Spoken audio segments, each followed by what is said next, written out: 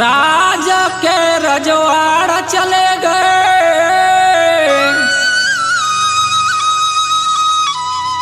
गए दुनिया के मान। राज आगे झूठ लबरिहा के रद्दम्बो आगे धान।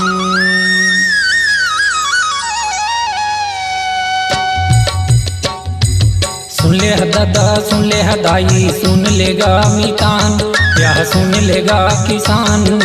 कलयुग के मैं बातें बताऊँ कि साहबे महान। कलयुग के मैं बातें बताऊँ कि साहबे महान।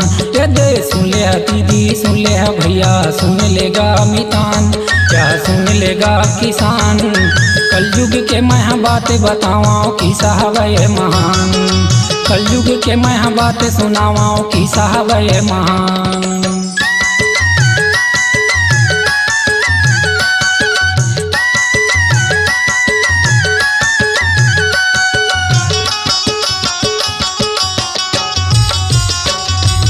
कलयुग आवे पापे समावे धर्म चलिस पताल यह धर्म चलिस पताल।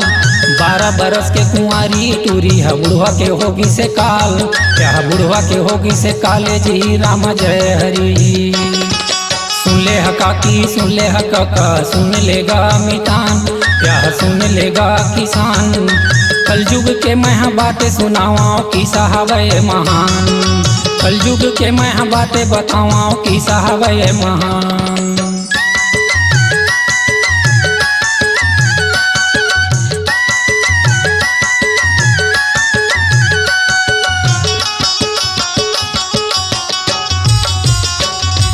जियत बापे डंडा देखावे मारे मगंगा ले जाए या हमारे मगंगा ले जाए।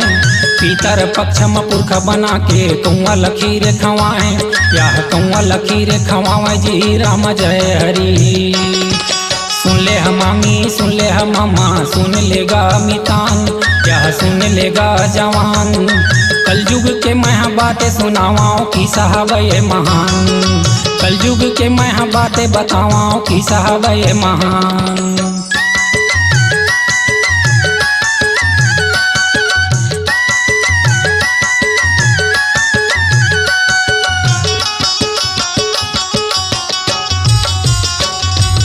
धान बखाने धम तरीके देव तमरतनपुर यह देव तमरतनपुर।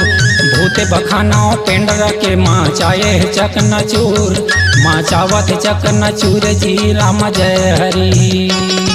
सुन ले फूफा सुन ले फूफू सुन लेगा मितान यह सुन लेगा जवान।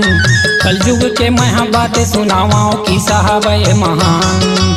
कलयुग के मैं बात बताऊँ कि साहबे महान।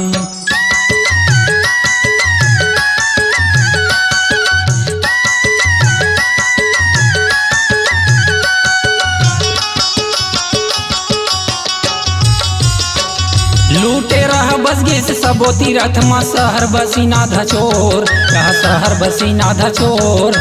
लक्ष्मण यादव गीत सुनाओ छत्तीसगढ़ में शोर यह जरगल होगी से सोरे जी राम जय हरि। सुन ले फूफा सुन ले फूफू सुन लेगा किसान यह सुन लेगा मितान।